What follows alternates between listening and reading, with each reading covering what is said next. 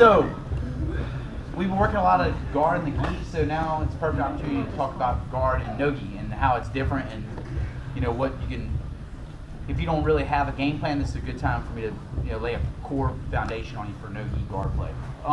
So in the gi, a lot of times when we're playing guard, I can be on my back because I have grips, right? So I can control the distance here, here, here. You know, De La Riva is really strong in the gi because I have grips, the belt, all the different stuff, and I can play on my back, right? Because it slows my opponent down.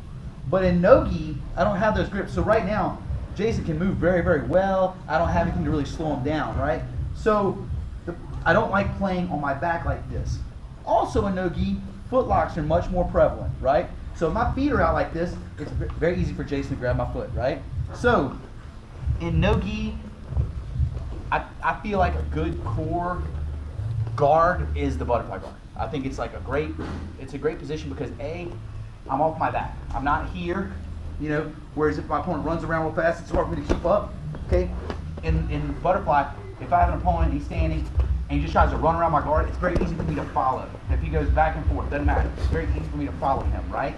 I just pivot with my butt, right? So that's why I like this guard so much as opposed to this type of stuff, right? A no-gi, that's just one of the main differences. Also, a lot of, you could also say that reverse De La Riva is really good for that, and I agree, it's a really good no-gi guard, but I feel like this one is good for everybody, and to play reverse De La Riva, I think it takes a little bit of first distance management and guard retention skills before you can go into reverse De La Riva. Plus, there's so many attacks from butterfly that translate from gi to no-gi and back and forth, so it's a good guard to start off with if you're going to build your no-gi game. So a lot of times opponents are going to be in front of you. When you're playing the no-gi and you play butterfly guard, you want your feet on the inside of his legs curled if possible, okay? If at all you can get him there curled, that's great. It's butterfly, when you first start off, you'll be square with your opponent, blocking him. But when I'm ready to start attacking, I'm going to pick a side, okay?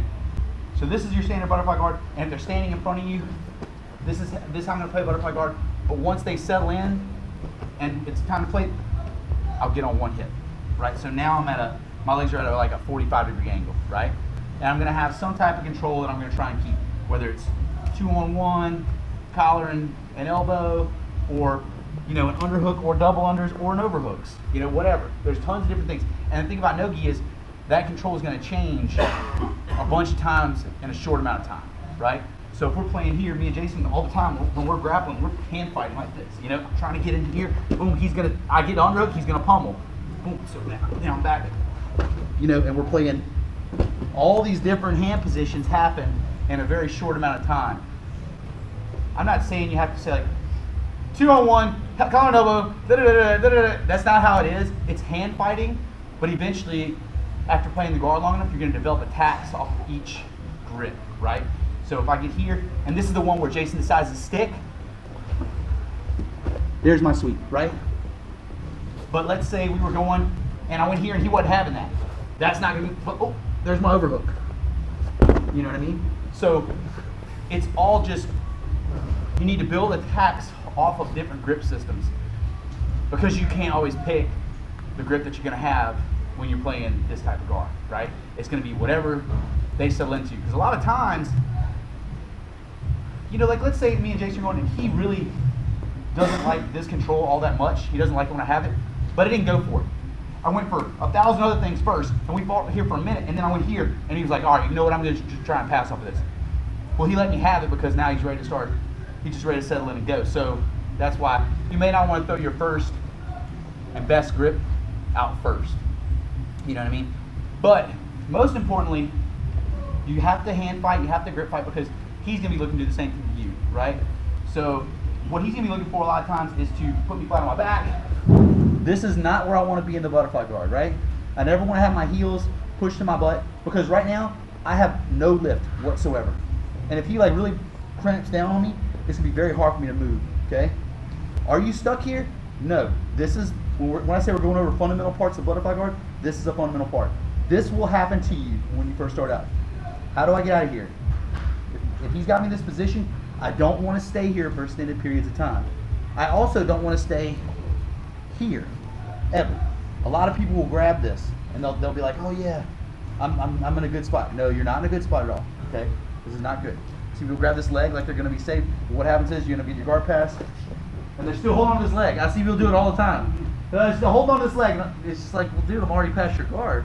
So like, don't do that, right? So we get in that position, flatten you out. What you need to do is push up on the shoulders, push your legs out, and sit up. Okay? So it's just going to be like this. Boom. Just that simple. Okay? And all we're trying to do is get up off from here, because this is not where you play butterfly guard. You'll never play a good butterfly guard like this. There's not a technique in the world that you're going to play like this. They're all going to be played here, here, or here. Okay? So think about that. Another thing I think about with the butterfly guard that's good is there's submission opportunities. Okay? There's always guillotines. There's kimuras. There's if he reaches out, I can straight arm bar here. Okay? So there's lots and lots of stuff that you can do from this guard. It's a great core position that you can master first that'll let you lead into other positions like the 50-50, reverse Elahiva, you know, whatever else guard there is. This is where your starting point should be. Okay, deep half guard, whatever. Okay. The reason I don't advocate a lot of the other guards, because I want the ability to control distance, and more so than having the ability to clinch, I want to make sure I have the ability to not clinch. Okay, because if I get a really good top player on me, and I don't want to be clinched up and put down on my back, I need to have a guard that allows me to escape position. Because the guard is first and foremost a defensive position. Okay, you need to always be able to have a good defense and always be able to protect yourself. That's the first thing. Second is offense, right? So never get those backwards, because then you want to be in your guard pass and you focus on the ball.